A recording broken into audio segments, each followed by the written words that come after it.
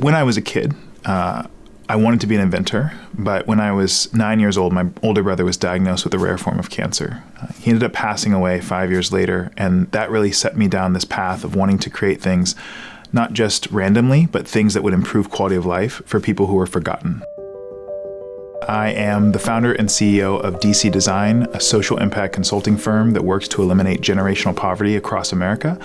So when I got to Stanford, I was looking for an opportunity to learn how do you create things for people who often aren't thought of. And through that experience, found the design process, the d.school itself, and just fell in love.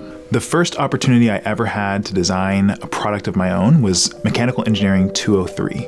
And in that class, we learned how to prototype. We went to the D.school and we learned all sorts of different ways of working with our hands, of doing rapid prototyping, of accepting that the thing that we just created wasn't good and we could throw it away and start again. And it was a really liberating experience for me. One of the assignments was to list 100 problems in the world. I listed everything that I could think of in my daily life, like there are cracks in the sidewalk while I'm skateboarding, or the clothes don't dry all the way in the university dryers.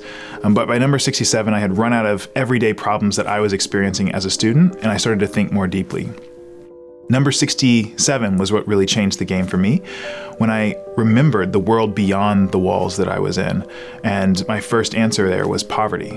The next one was about hurricanes that were going to rip through the southeastern United States that next year.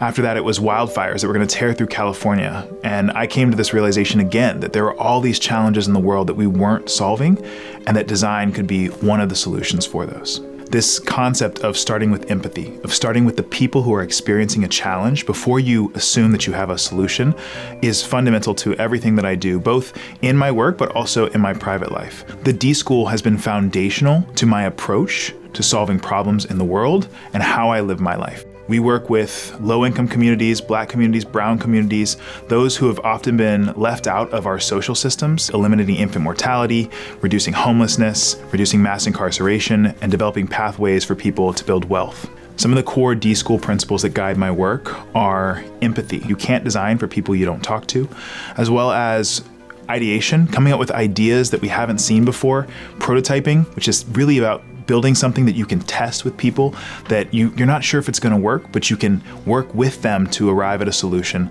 that fundamentally does.